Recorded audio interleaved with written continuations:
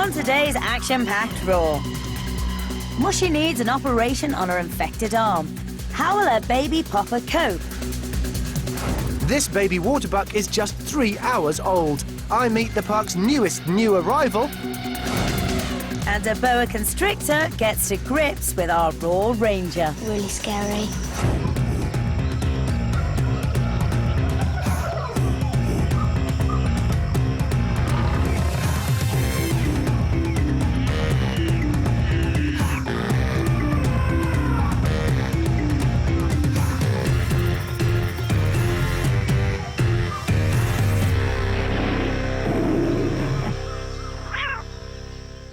Welcome to Raw. I'm Rani. And I'm Matt, and we're here to bring you more animal adventures from the Howletts and Portland Wild Animal Parks. Now, just behind us, you can see the mighty water buffalo in their muddy wallow.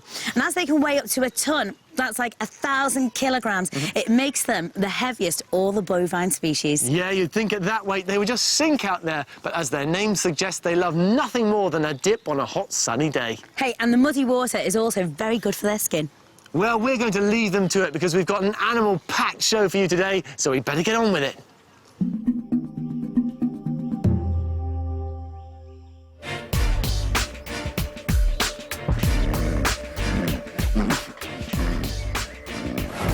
First, we're with Kakyamuni, the snow leopard. Last time we saw him, he was having a spot of bother. He had a sore and infected wound on his tummy. Park vet Jane Hopper was called and prescribed a course of antibiotics to clear up the infection. Now, I'm with Head of Carnivores Jim Vassey inside a snow leopard enclosure to give Kakyamuni his medication. So, Jim, how is he getting on? Yeah, the spots, you know, or the ball patches seem to be, you know, healing up a little bit. But it's one of those scenarios that we're not really sure why he gets them. Right. So, what are we giving him today? You got a tablet there. Are we crushing it up? Yeah, I'm crushing it up so we can spread it on the rabbit. Right. So he's having some rabbit for his tea. That's right. Is it something that he'll be able to taste? You know, how can you be confident that he'll actually eat it? Well, that's the reason why we're putting it inside the rabbit, because that way he will not taste it, because he'd be so interested in the food. Right. So if you want to open that up and sprinkle that in. Sprinkle it in? Does it need to be rubbed in or just sprinkled in? No, just sprinkled in, that's it. OK, fantastic. So, Jim, what exactly is the problem? Why are we giving him this medication? Well, you know, we call it hot spots. It's where there's a spot on the fur that's disappeared. So he's got a ball patch. Right. We're not 100% sure why it happens, whether it is anything to do with the heat, it's too hot in this country for them, or whether it's it originally started as a parasite, or a tick, fleas, it could be anything. So, you know, we're trying different things to see what's best suited for him. And obviously, because it's irritable, we don't think he's in too much pain. It's more of an irritation. Well, that's good. And that's what the medication... Yeah, is he actually losing his fur around that area? He has done, but it started to grow back now. Oh, right, good, yeah. Good. He's obviously getting a bit better. Yeah. I mean, if he was in pain, it'd be more of a pain, as it were, than he is already. His behaviour, you'd be able to tell from his behaviour, would you? Yeah, and his behaviour is normal, so he's not in any pain. Like I say, he's more of an irritation than anything. OK, well, then we'll move outside and we can let him in. Yeah, certainly. Yep. Have his food and his medication. Here he is, Jim. Yeah, this is Kakyamuni, is it? Yeah, waiting for his food. Oh, isn't he beautiful? Yeah, that was stunning. I just think that they are perhaps the most beautiful of all the big cats, don't you? Yeah, they've certainly got something about them, whether it's the white and black pattern. I think that's what most people are adhered to him for. So elegant and powerful. Well, shall we let him in to have his... Yeah, if you want to do that. Yep. Push that across there. Just pull the slider, Jim? That's it, yep. Do you want me to close it again after? No, we leave it open, and then that way he can do what he wants. He's gone straight for it. I think he was watching us from the background there while we were putting that food in. Oh, yeah, he was certainly watching and waiting, yeah. Yeah. They are quite difficult to spot once they're in the shadows and the leaves, aren't they? It's one of these things, people think, well, black and white, how can you miss that? You think it would stand out? Yeah, their pattern is designed for where they come from in the wild. That's what they need, black and white, because of the snow. Yes. The grey, you know, the grey rocks, black rocks, you know, so they can hide very easily. They've got a reputation for being very elusive cats in the wild, haven't they? That's right. Very little is known about them, you know. So when people look after things like this, where there's not much known, it's trial and error. Yeah. We have to sort of think, well, what's best suited for them? How can we do this for them? How can we do that? It's a learning curve for everybody. What do you do to make sure that you get a close-up look at these cats? Because they can get away from you if they want to. They can, but obviously we try, you know, and have a look at all our cats and dogs every day. So, you know, it's one of the things then, you know, the keepers then can spot things that, you know, maybe you would have missed if you didn't see them every day. So it's a good thing that we do check them every day, because obviously that then enables us to, you know, get medication into them as quick as possible. Does he live on his own in here, Jim? No, he has got a mate, and but we tend to separate them when he's on medication or she's on medication, so they don't pinch each other's food. Right. Because she is a bit of a bully. She is? Yeah. Oh, yeah. really? So the Yeah. female's the top dog, the top cat, of course, I should say. Yeah, definitely. Is that just with this pair, or is that the same throughout the species?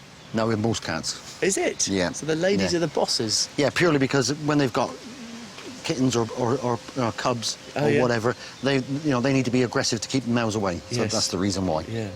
Well, he certainly doesn't seem to have lost his appetite, Jim. That must be a good sign.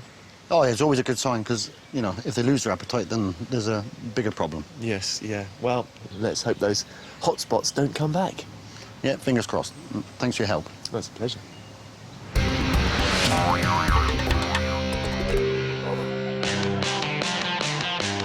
Next up, Rural Ranger Amy from Leicestershire.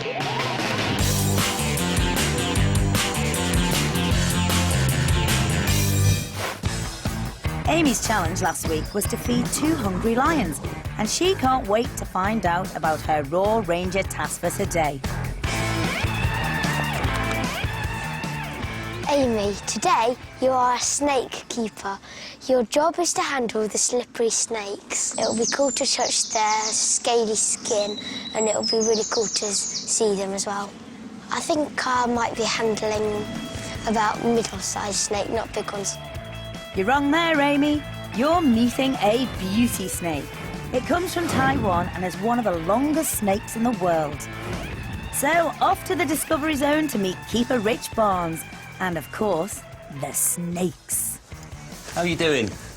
You come to give me a hand? Yep. These are Taiwanese beauty snakes. I've just done a little bit of a clear up. I'm just going to get one out to do a little bit of a health check. Really excited to feel it.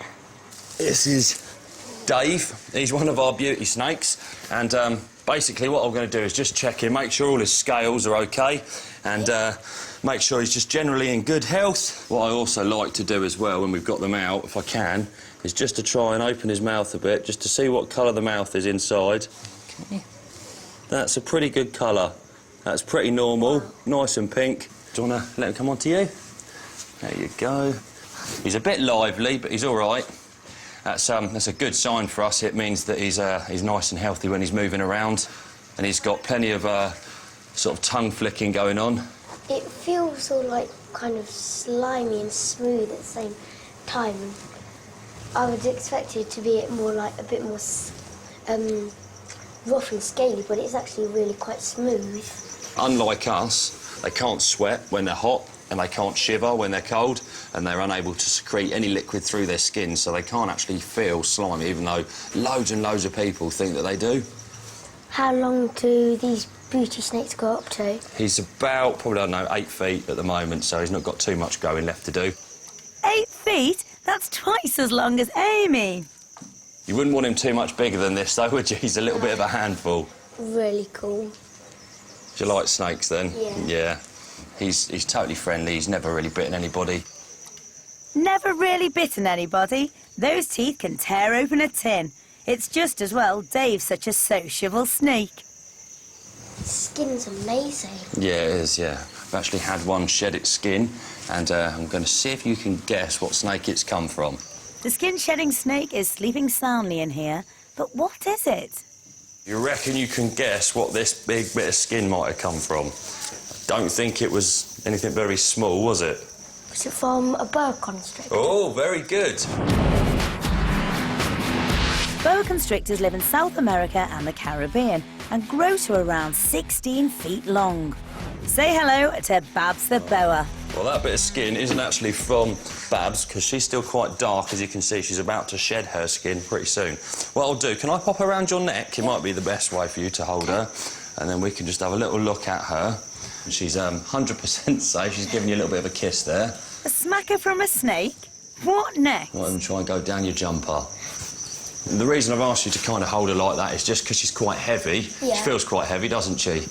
Feels really heavy and skin's nice and smooth and thick. If you can imagine a snake this sort of size is as strong as she is, imagine it 3 or 4 times the size of that, you wouldn't have much chance. Really scary. Right, we'll pop her back in. By now, Babs is a bit peckish and it's time for her snake snack. A delicious dead rat. That's it. Exciting. There you go. See her get that? Wow, let's see that again.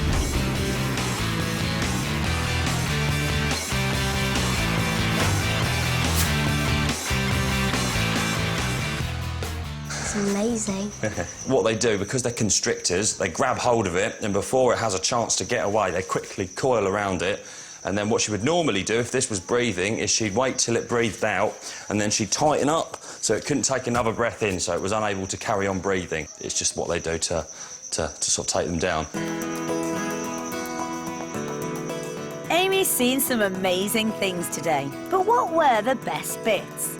She heads off to record her Raw Ranger diary.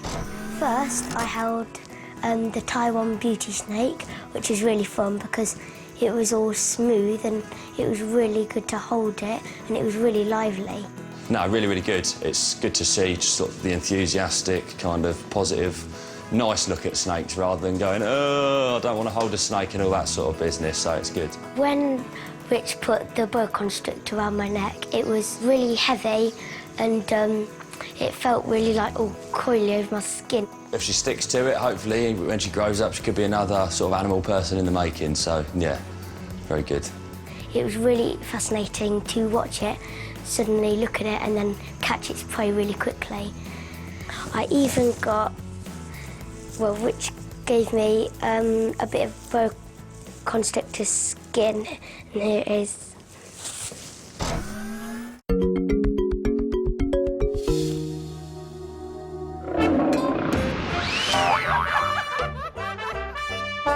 Which monkey likes to exercise? How am I supposed to know? A chimpanzee. What's a snake's favourite subject at school? History. What's the snake's favourite football team? Slitherpool.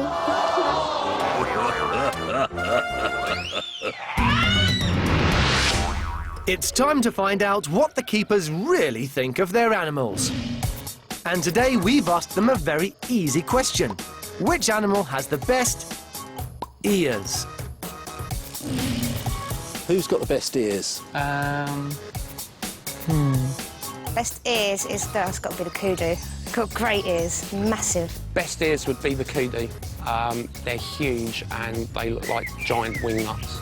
Yes, I suppose, but not what I was thinking of. Best ears would have to be down to the rhinos. They rely a lot on their hearing. It makes up for their poor eyesight. As soon as they pick up on a sound, you can see their ear move round and try and tune in where it's coming from. Grey with flapping ears. Now, what does that make me think of? I always like the look of the lynx ears, you know, purely because of the, you know, the shape, the colour, and the tuft of hair on top. I was thinking of something less furry. The best ears, I think, are the red river hog. I like the pig ears.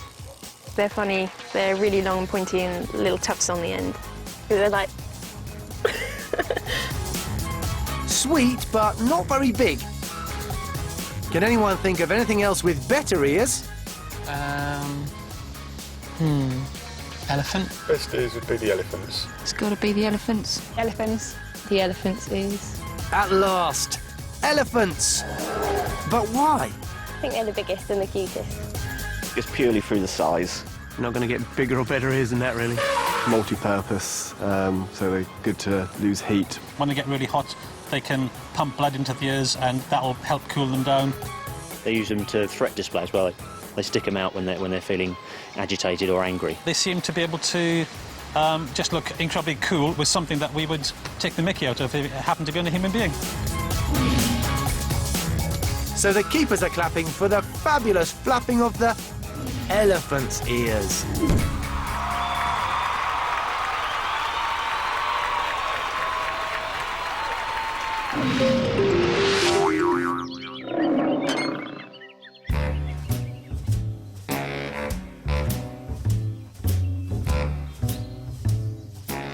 The rhino keepers here at Port Lim are determined to keep their animals entertained during mealtimes. And with food on the mind of these black rhinos most of the days, they're always willing to try something new. So Niamh O'Flynn, I have bought you some lovely melons. Now, can I chop them up and put them in there? No, we'll put them in whole and we'll just roll them in and see how they react with them. Did you just say put them in whole? These are huge. How are they going to get the mouths around these? We'll see how she reacts and whether she'll get her mouth around it. Okay. Now, who are we going to give them to first? Let's introduce us. There's Viu here on the left and Damara, her calf, on the right. Oh, look at her. She looks really nice and relaxed. Viu! Viu! There you go. Come on. Here's the... Ooh, it's smashed right open, so they should get a good smell of it. They should, yeah. What's the mum called again? Viu. Viu. Come on, Viu. She's coming straight over. So you've never given them a melon before? No, we haven't. This is the first time we're trying it out, just to see how they react with it. And will she put it in whole, or will she... Ooh, she's getting a little taste. Stand on it, or... See her using that lip? Yeah, she's using that lip there to pick it up. Considering they've never tried it, wouldn't you have thought it would have been nice if you would have just chopped it up and put it in there for them? Oh, look at her! It's not a pro... Oh, squeezing out all the juice. Baby's not even getting a look in. Look at that cute face. That is absolutely adorable. Even though it's a big, massive rhino, it looks so cute. Now, what kind of fruit would they eat in the wild? Normally they'd be eating kind of browse, because they're generally eating kind of branches off trees, a few kind of thorny bushes, brambles and stuff like that, maybe some wild herbs and stuff like that, but they wouldn't come across that much fruit out there. Generally eating kind of leaves. And Mum keeps going back for it. I'm just wondering, do you think she likes that? Because she hasn't put the whole thing in her mouth. I think she is actually liking it because she's going back for it again and again, so it must be kind of quite sweet. And she's got it all now in her gob. Have a look at this. Got the whole thing in there. Baby hasn't got a look in. Now, have they got quite sharp teeth? Because you're going to need to get through that skin. But I just saw a lip, a prehensile lip, we call it, isn't it? Just turned it all the way in. Yeah. Is that what's breaking it up? Yeah, she's grasping it with her prehensile lip and then chewing it. She's got teeth further back, just below, further back from her nostril and her eyes, and she's chewing on that. And they're quite sharp because they are for eating up branches and browse and whatever they can find in the wild. So this seems happy enough. I think we should try that one now, because I think baby needs to have some fruit as well. Fruit's very good for you. Yeah, maybe if we... I'll roll it in now. Just wanted baby to have a little go. Come on, Tamara. She's going straight for it. Yeah, but Mum obviously likes that taste. Tamara went straight for the melon, but it looks like, look at Mum. She's showing us her bum, and she's taken the melon away from Tamara. Oh, is that normal? Wouldn't she normally feed Tamara first? Generally they'd eat together, but I'm really surprised that she's actually gone for it. She must actually like it, as you were saying. It's the first time she's tried it, isn't it? Yeah, and this is a different melon to the first melon we gave her. This is a nice honeydew melon. Not as watery as the watermelon, hence the name. And she's got it, and it's a bit tougher as well, this one, to get into. Yeah, the skin of this one, I think, is slightly tougher than the other watermelon. It's much softer. Now, I'm surprised, actually, she didn't use her feet. Yeah, I'm really surprised that even she didn't do that, or even use her horn. Did you hear that? That was a pop. Yeah. That's the melon. She's got into it with the back teeth there, and there's the juice. I can't believe she put the whole thing in her mouth again. Were you expecting that? I wasn't. I was really surprised that she did actually put the whole thing in her mouth. See, I thought maybe second melon, she might crush it with her foot so it wasn't as difficult. Were you expecting that at all? No, I wasn't. I thought she might do something with it, maybe just push it around, or maybe just stand on it, or maybe just do something with it, but she just took it straight in her mouth, which I was really surprised with. So how else would she break it up? Push it, or maybe use her upper lip and just push it down and just see. And that could break it, could it? Is it that strong? Yeah. No way. Yeah. What do they use it for in the wild then? Usually for kind of grasping around branches and stuff like that, and grasping around herbs, so So it has to be pretty tough then to actually pull it off. Yeah. Oh, look at baby there. Baby's really trying to get a look, and I think she's getting a little bit of juice in her mouth. Does Mum normally feed baby? Normally they'll feed together, but I think Mum's decided to take it all for herself this time. Is she normally quite selfish? She can be. Yeah. So does tomorrow tend to go hungry when you put new things in the Yeah, generally enclosure? Vu will go straight for it, and then she'll come up and have a look. Well, Neve, thank you so much. Are you happy with the success? I'm very happy with it. I'm delighted that it's worked out the way it is. So I think from now on, it'll be watermelons on the menu.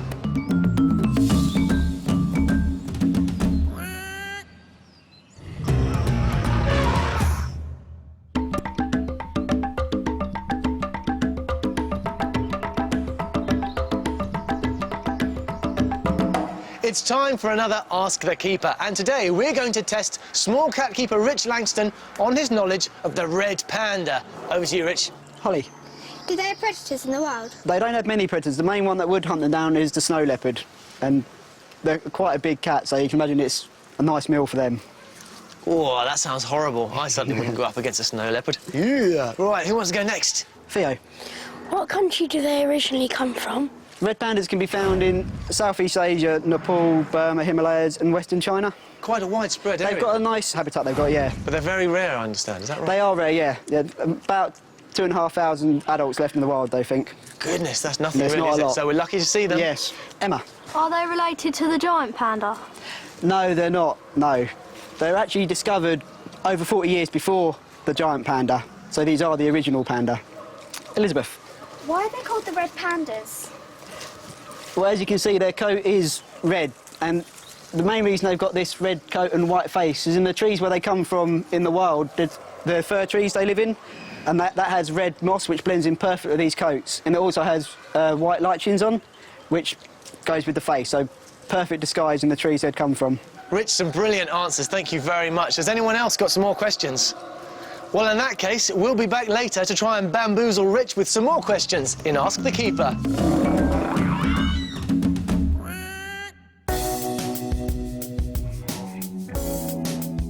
More than 50 Western lowland gorillas live at Howlett, the largest group in human care anywhere in the world. One of them is a little different from the rest. Her name is Mushy, and she's disabled.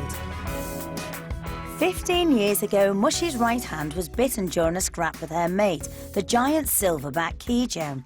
The wound became infected, and she lost the use of her lower arm. But this didn't in any way hold her back.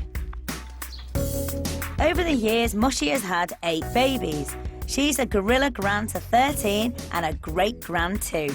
She's much loved by the gorilla group and the keepers. Brian Hammer has known her for 8 years. Considering she's got one bad arm, she does a cracking job. She rears all of her kids. They all grow up being sort of fairly well-balanced individuals. You know, some of her kids have gone on to rear their own kids as well. Mushy's youngest is Popper. He's now nearly 3 and still reliant on his mum. It's been nice watching Popper develop. Obviously, I was here the day he was born, so I've seen him from day one. He's got a good mum. He's grown up with siblings in the group, so he's got good gorilla social skills. Generally, he's got quite a carefree little existence at the moment. Haven't you, cheeky? Despite her disability, Mushy, Popper and their extended family have been doing extremely well. But in recent weeks, a problem has developed with her bad arm, and it's getting worse. Mushy is in a lot of pain, and Head of Section Laura Wanless is very worried. At the moment, her right hand has that sort of a shape, and her nails and her fingers are sort of digging in, her nails especially digging into her palm, and it's become very, very infected inside. Mushy has been examined very carefully, and there's only one option: to remove the arm.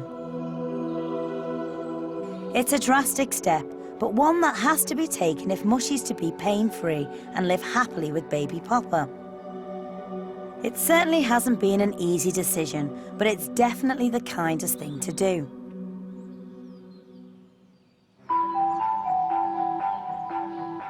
It's the day of the operation. Surgery on this scale has never before been performed on one of the park's gorillas. The operation will be led by vet Jane Hopper. Keeper Brian will be standing by, and head of section Lorna will be on hand at all times. It's a worrying time for everyone. A major concern is what to do with Popper. He's never been separated from his mum before. The keepers try putting up a screen to shield Popper. But he makes it clear that he wants to see what's happening to his mum, and they take the screen down. He's much calmer, being able to see her.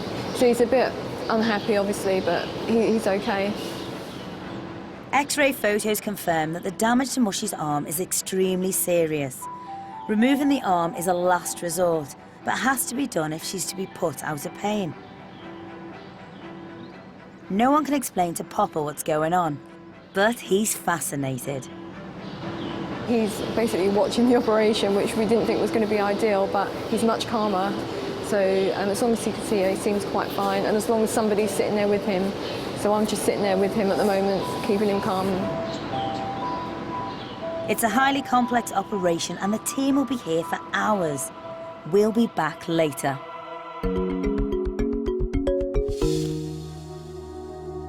I've come out onto the African experience with keeper Mike Downman to get a close-up look at a very new arrival.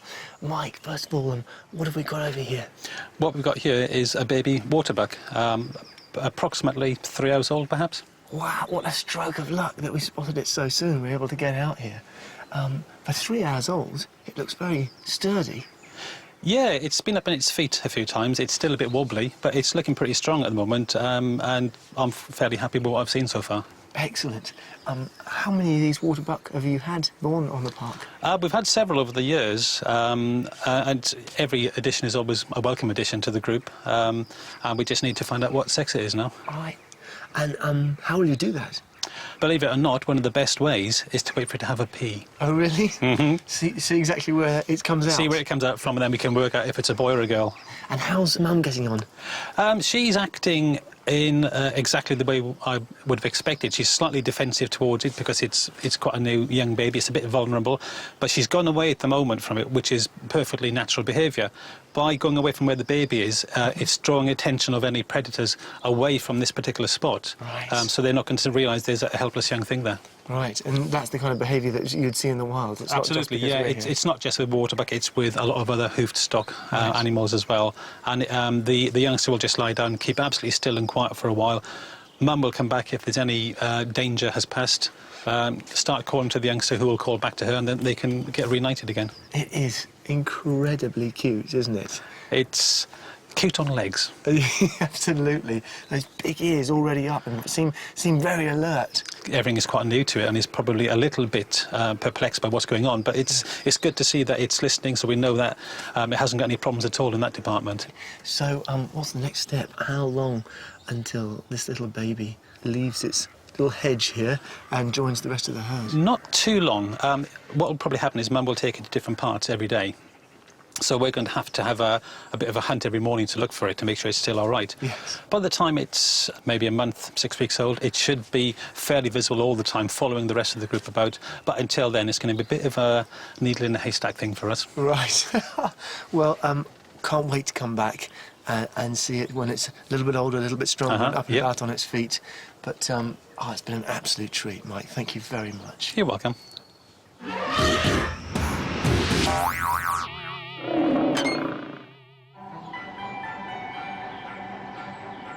Back at the gorilla house, the operation that will allow Mushy to live pain-free has been going on for more than an hour, and it's nearly over. Everyone's very sad that Mushy's going to have to lose her arm, but the surgery will enable her to live a full and active life. It was vet Jane's only option. The arm was so badly affected, it was fixed like this. She couldn't move it either like this or anything like that. It was just fixed. So she basically used her elbow to rest on things and pull herself up. And every time this got banged or bashed, I think it would be very painful for her. The whole team has been extremely anxious, and everyone's watching closely. Not least Mushy's 3-year-old son, Popper. It was more stressful to Popper to be separated from his mum than to watch the operation. and he's fascinated by the whole process. At last, the operation's over, and it's been a great success. Surgery went really well, and she's been left with a really nice little sort of bit of arm that's padded and should serve her quite well. She'll still be able to use it. 20 minutes later, and Mushy has come round from the anaesthetic. All she needs now are some days to rest and recover. Head of section Lorna is hugely relieved everything's gone so well. She's a little bit wobbly still from the anaesthetic, but I feel happier that everything's done, and hopefully, fingers crossed, it'll just get better. Popper has sat quietly throughout the operation. He can't wait to be reunited with his mum. They'll be reintroduced soon. He's quite keen to go in and see what's happened to her. He was very good. We didn't need to sedate him. We thought we might have to give him a light sedation just so he didn't worry too much. But he actually watched a little bit from the cage, and I'm sure he'll give her a big hug when he goes back in with her. Mushy's soon well enough for Popper to be allowed in. Of course, he doesn't understand what's happened to his mum's arm, and neither does she, which must be very strange for them both. The next stage is for Mushy and Popper to be reunited with the rest of the gorilla group. Because she hasn't had the use of her arm, and she's been in obviously quite a lot of pain with it before, we're hoping that this is going to be a relief for her. And because she wasn't using it before, hopefully the rest of the group won't be too traumatised by it either. We're just going to have to wait and see what happens and monitor that as we go along. Mushy has many family members among the group, and the hope is that they'll welcome and accept her. We've still got a lot of things to get through. We want her to wake up properly, you know, have a bit of food and a drink. We want her to start using the arm, not be too distressed, you know, be mixed with the rest of the group. So that's going to take a few days and be a bit worrying. But today has gone sort of as well as it could, so we'll just keep our fingers firmly crossed for a good recovery. We'll find out how Mushy and Popper get on when they join the rest of the gorillas later in the show.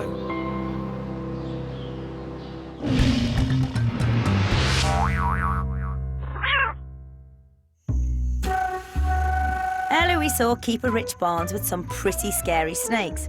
Now I'm back with him to find out about another creature that might give you the creeps. So if spiders make you squeamish, now's the time to hide. Right, here I am with Sophie outside the Discovery Zone, and with her keeper as well, Rich Barnes.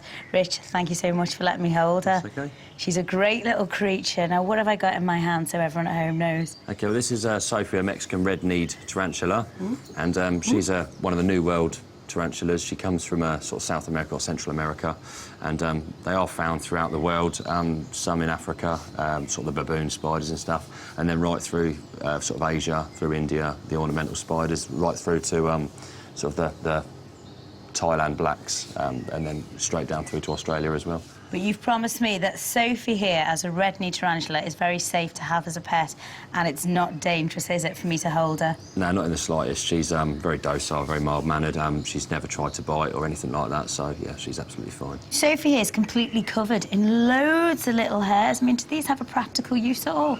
Well, they do. These ones that are all over her legs, these help her sort of sense air movement and direction of, where the air's coming from, and if there's anything that sort of moves in front of her, she can feel the brush of air just very, very lightly across these hairs, and they're very, very sensitive. But also, on this type of sort of South American spider, you have these sort of, you can see the red hairs on the black abdomen on the back there, and these are what we call urticating hairs, and they're a little bit sort of irritable. They use them to flick out at aggressors. Really? If they go in their eyes, they contain sort of micro droplets of the venom that they've got. And what happens as well is it tends to happen a lot in captive spiders. They go bald on the back end. Is that true? It is. And what we quite often get is people saying, "Oh, why is it bald? Is it going old?" and all this sort of stuff. And what we have to kind of say as well, no.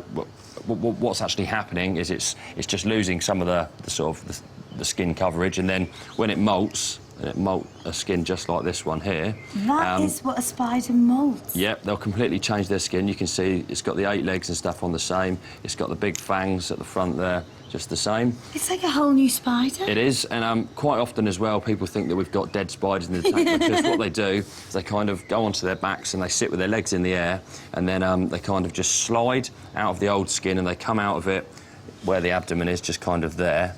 and yeah, they just literally pull straight out of it, and then they're a bit floppy for a few days until they sort of harden up, and then within a week it's basically a brand new spider.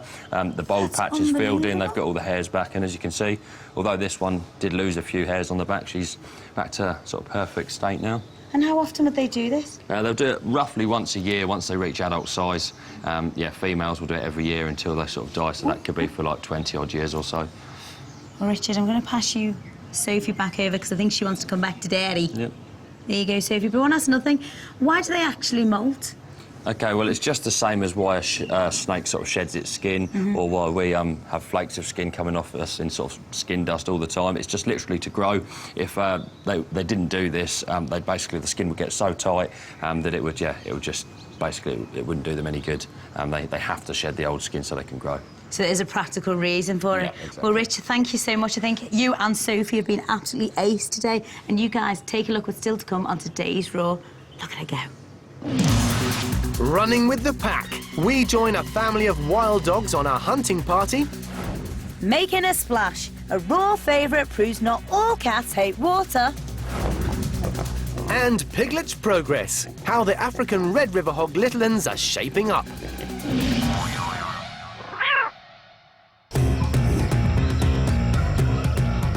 Are you playing the Raw game on the CBBC website? Would you like to know what your friends think of your park keeping skills? If you would, check out our brand new feature, Rate My Park. If you're new to the game, here's today's cheat code. Happy gaming!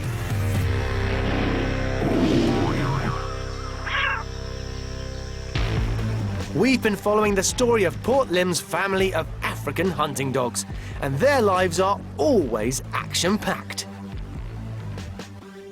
The African hunting dogs are the most ferocious and vicious of all the dog family. And what makes them even more dangerous is that they hunt in packs.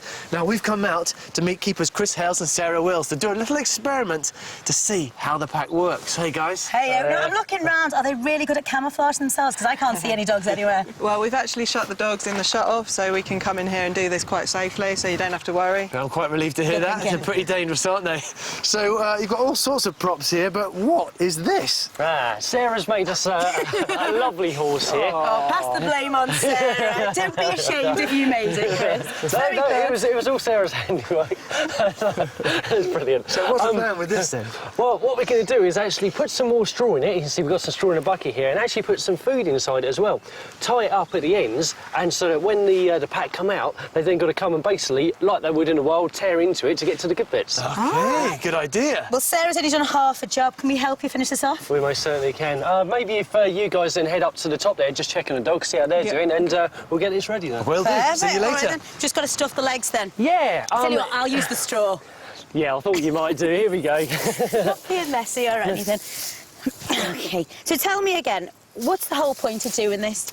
Well, at the moment, the pack here is made up of two parents, OK, the alpha male and alpha female, and some youngsters.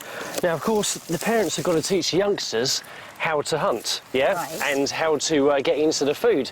Now, in the wild, they'd actually work together as a pack to basically bring down the prey and pull it apart. And so this is representing their prey, obviously, and they've all got to work together to get into it. But do the youngsters need to learn to hunt? Because you guys give them food.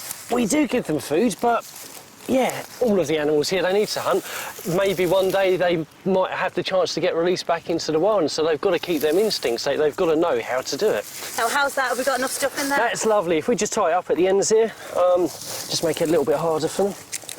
Not like it's not hard enough already. It's tough fabric, this. And, of course, we've got the eye on here as well and a lovely mane, so they might actually think it's real, mightn't they? They might just try and befriend it. They might do. I was almost convinced. All right, Chris, let's get out of here and find the others. Indeed. Do I have to carry this? Yeah, I'm sorry. Thanks.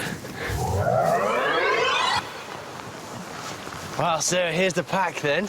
How many dogs have you got in here? We've got 12 in here altogether. We've got mum, dad over there, and then 10 pups. 10 pups, all from the same litter? Yep, all from the same litter. That's about average for a litter. Is it? Yep. How old are they now? They must be about 10 months now, so they're not quite fully grown. If you look closely, you can see they do look younger in the face than mum and dad. So what is it that makes them so effective at hunting?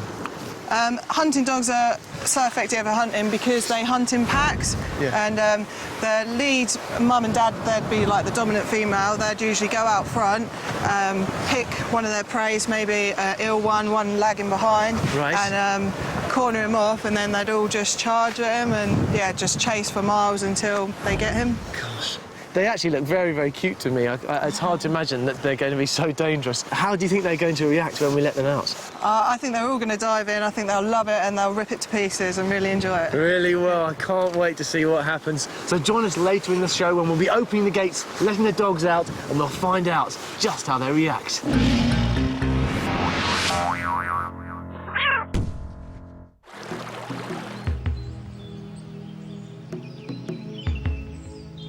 Last year, we introduced you to Louis, one of Port Lim's fishing cats.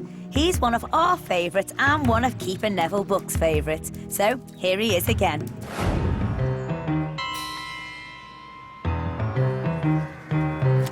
This is Louis, and he is a fishing cat. Everyone thinks that cats don't like water, but Louis loves it.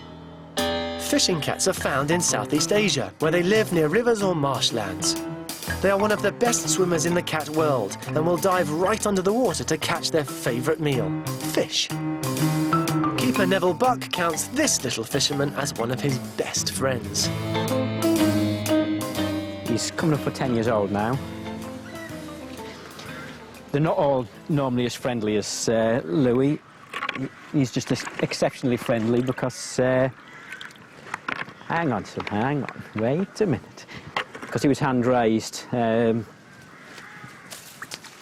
From about three weeks old, there was him and his sibling getting on fine, being raised by mum.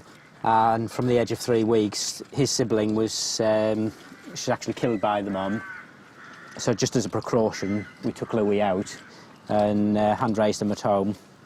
He was brought up with, well, at the time there was... we had 3 domestic cats, learnt him a little bit of cat etiquette, and he actually grew up knowing he was a cat and not a person. Neville had to teach Louis how to be a fishing cat, and that meant teaching him to like water. But with no river at home, he had to do a little bit of improvising. Obviously, being a fishing cat, a lot of his behaviour revolves around water. And, I mean, to begin with, he would go on plodge and play about in the cat's water bowls, then progress to a foot spa, washing up bowl while you're washing the dishes there, kind of salty bubbles in the water bowl, and he's got his feet in there, fishing around in amongst it all, but also in the bath. Splish splash, I was taking a bath, long about a Saturday night, yeah. Rub-dub, just relaxing in the tub, thinking everything was all right. Well, I stepped out the tub and put my feet on the floor. I wrapped the towel around me and I opened the door. And then a splish splash, I jumped back in the bath. Well, how was I to know there was a party going on? There was a splishing and a splash. To be honest, it's a total fallacy that cats don't like water. I mean, obviously some cats don't. Fishing cats and certainly ocelots that we've got here, they'll quite happily go into the water, especially on a hot day. They've been known just to sit in the middle of the pond, just kind of chilling out and just, well, generally cooling down, really. In the wild, Louis would not only eat fish, but would also hunt rodents, frogs and even snakes. Today, however, Neville has brought something Louis would never get in the wild. We've got a bit of a treat we give him every now and again, a bit of squirty cream, which it's something he found he liked when my daughter at the time, she used to put it on her cornflakes, and he jumped on the table one day and thought, hey, this is not bad. It's not something he gets very often because obviously too much wouldn't be good for him, but a little treat once in a while is not too bad. Fishing cats are perfectly built for swimming. They have sleek, long bodies and a special coat to help them keep dry. The rain tends not really bother him too much. Their coats are fairly waterproof anyway. I mean, you can see it's raining at the moment, but, I mean, he's pretty dry, really. They've got a quite dense undercoat.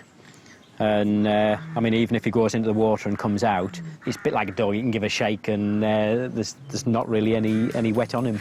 Louis has already been mixed with a girl cat, and they got on so well that Neville the keeper became a proud granddad. It is his second litter he's sired. It's obviously great that he's produced and got on well with the female, and obviously this is now his second litter, so it's just great that he's behaving normally and naturally. And you'll be glad to know that Louis still doing well, and it's hoped he'll have a third litter soon.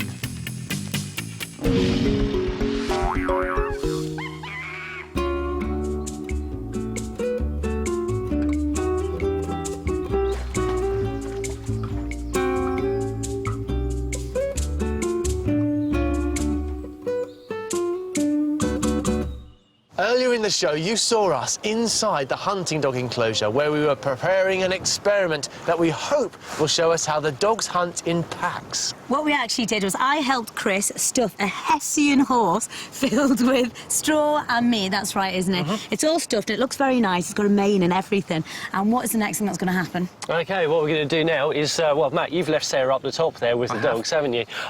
So I'm going to give her a shout on the radio, and she'll release the hounds, and hopefully they'll all come flooding over the hill. It's a fantastic sight seeing them come running down, because they come flying over here and they look awesome, and hopefully they'll go straight to the horse and tear it apart. Chris, brilliant. All right, then. Let's let the dogs out. Let's do it. Sarah Tigers, you can release the hounds. Sounds so serious. So dramatic. It is dramatic. What if they don't want to come out because it's a bit cold? Ah, no, here they come. Oh, yes! As they come down, take a listen. Can you hear the squeaks? Yeah, the squeaks. What do the squeaks mean, Chris? OK, this is how they basically organise a hunt in the wild, yeah? They'll use those squeaks to basically communicate with each other. You see that, how they all went around the prey there, yeah? That's exactly what they do. They get on all sides of it. Look, who's that? Who's that? Ah, that's Mum there. That's Mum dragging it off. That's Tunis.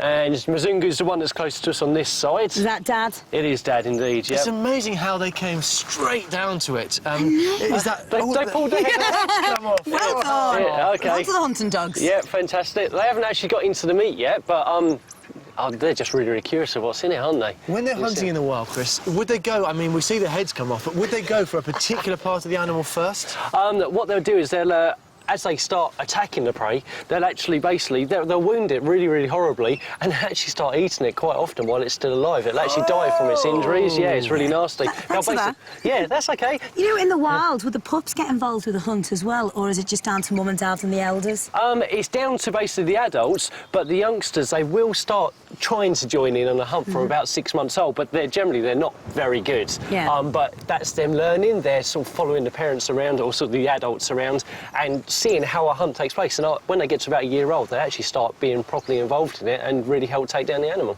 Hello. You should have seen it. They just came bounding over the hill and then slammed straight in. And as you can see, they've decimated it. Is it the pups that eat first or the parents that eat first? Well, these two are really good. They just generally take a back seat and let the pups eat. Do they? Yeah, Do they? They're not really that bothered. They'll get a bit of food later on. They're not really fast. They seem to be enjoying themselves so much in there, bouncing around. I was wondering if they ever maybe just hunt for fun. No, they generally just hunt to kill when they're hungry. These guys are just pups, so they're just having a bit of fun, really, playing about. Right. So would you do it again? Maybe if I could get someone to make me a horse, then I would, but I haven't really got the time. Matt can volunteer to do that. With a needle and thread. Well, thank you so much. It was really great to see how a pack really does work. Fantastic.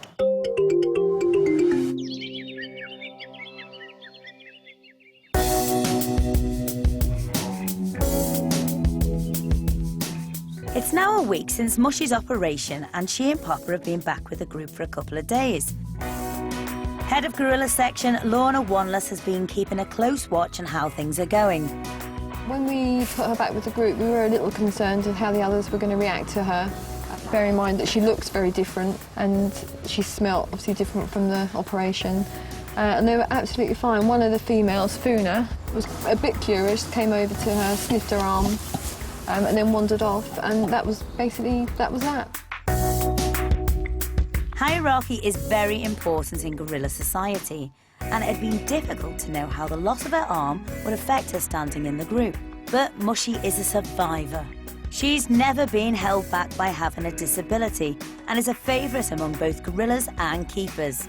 She's one of the most respected females in the group, a highly successful gorilla mum, gran and great-gran. I think there wasn't really much of a problem for a few reasons, mainly because she's been in the group a long time and they know her very well, and also she's quite a well-established female, she's quite a high-ranking, so, you know, to them it was still her and there wasn't any problem that she had part of her arm missing. Physically, it's not affected her too much. She didn't have the use much of her arm before, just sort of her elbow has moved around, and she seems much calmer and better natured actually since the operation, so she must have been in a lot of pain beforehand. Papa's delighted to be back with his mum, and Mushy's making an excellent recovery. Jane, the vet who performed the operation, is making regular checks. So Mushy's arm's still looking quite good. Yeah, it's doing really, really well. She's still doing quite well. Hello, Mushy. How are you doing? Mushy's arm is healing really very, very well. I come and see it every day and have a look to see how it's doing. It hasn't given us any concerns and it doesn't seem to bother her in the slightest. She's not picking at it or anything. Mushy is probably my favourite gorilla here because I've knocked her out several times, and the gorillas are very clever and they can realise you've done it and not forgive you and not like you. But every time after I've knocked her out the next day, she's forgiven me, so I can still get close to her and see how the arm is doing. Mushy and Papa are once again enjoying life with the group. We'll be back later in the series to find out how they're getting on.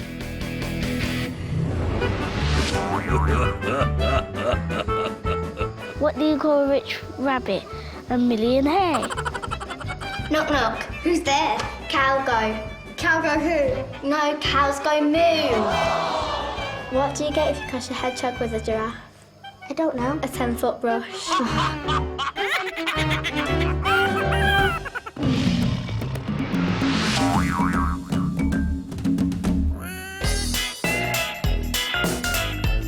Right, you lot, pay attention. It's mystery animal time.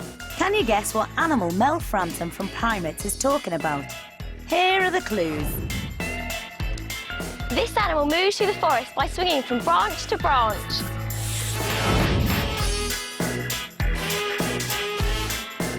This animal makes a noise like this.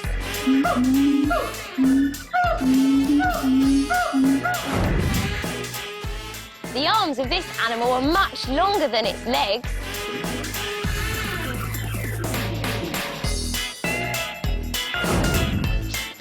This animal comes from the forests of Southeast Asia. The second and third toes on this animal are joined together.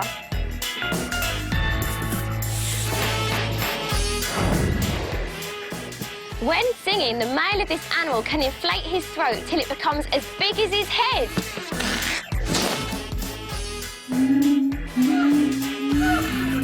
Today's mystery animal is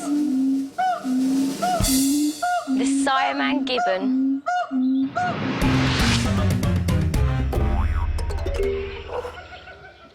The Siamang gibbon is the largest gibbon in the world.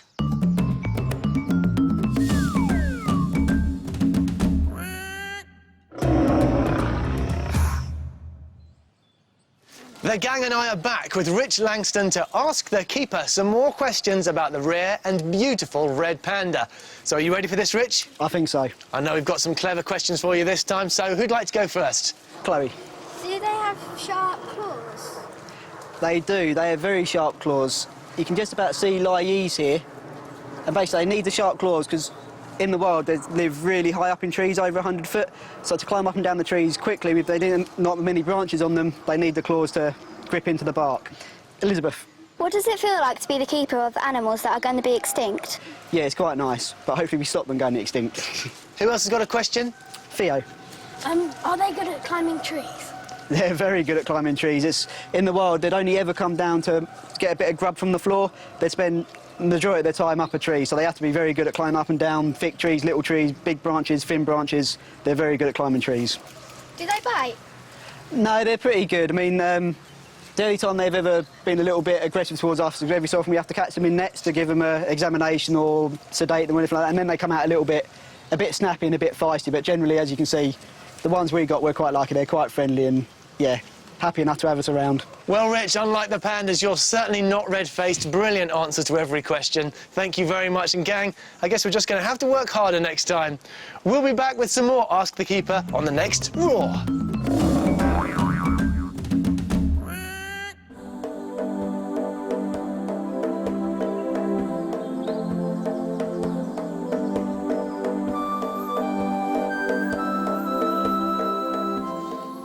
It's almost the end of our day here at Howlett's, but before we go, we've come down to the Red River Hog paddock to have a chat with keeper Helen Rhodes about this lovely little pig family. Oh, Helen, I can't believe how much they've grown. How are they all getting on as a family? Yeah, they're getting on really well. The piglets are a lot stronger and more confident now, so it's going really well. They are certainly growing up fast, aren't they? Do you think it's all instinct, or how are they learning how to be pigs? Are they copying Mum and Dad? Well, obviously a lot of it's down to instinct, yeah. But they're copying Mum and Dad every day and learning from them. You know, they've learnt to forage, and so it's a bit of both, really, but they're still copying Mum and Dad every day and learning. Now, you mentioned foraging there, and we're throwing in some fruit, but are they still suckling as well from Mum? They are still suckling occasionally, not as much, but as you can see, they're finding their own food, and, you know, they're happy with what we give them, and they're doing their own thing, really. Oh, look at them. Talking of them learning from Mum and Dad, they're all snuffling around in the ground here and turning things over with their snouts. Is that how they would always eat in the wild? Yeah, again, that's instinct, and they've got it from Mum and Dad, but in the wild, they'd be foraging and looking for food, so it just comes from that, really. Must be incredibly strong, leathery snouts. Yeah, yeah. Well, Helen, they certainly look like a very healthy, happy young family, so thanks very much. Yeah, thanks a lot, Helen. Of course, it is time for us to go now, but take a look what's to come on the next Roar. This palace cat kitten thinks Ben's his mum. How's he going to cope without him? An African hunting dog puppy is weak and poorly. Will she pull through? She's got an incredibly high temperature, which is a bit worrying. And fruit cocktails on the menu for some sweet-toothed gorillas.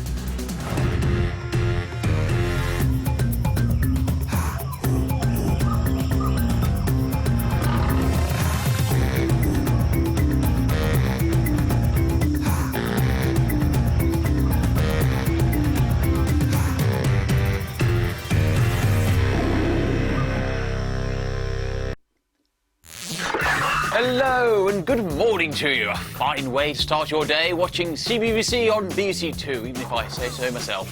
Why? Well, I thought that was obvious. Just look, Best of Friends is here next, and later it's Beat the Boss. The prank invasion has landed. Yeah! Hit it! I'm pranking my friend, Thomas. Let's crank the prank up one more notch. You can pretend that you can't see him. It makes you invisible. See where she is, Thomas. I've never seen technology like. We're so excited about this. Can you move the stool for us? They're back and bigger than ever. Prank Patrol, Tuesday 4:30, CBBC on BBC One. He's going further than ever before, to my homeland, to save his. For here lies the sacred elixir, his only chance. I can only hope his warriors are ready. Now, let the challenge begin. How far would you go? Raven, the Secret Temple starts today at 4. CBBC on BBC One.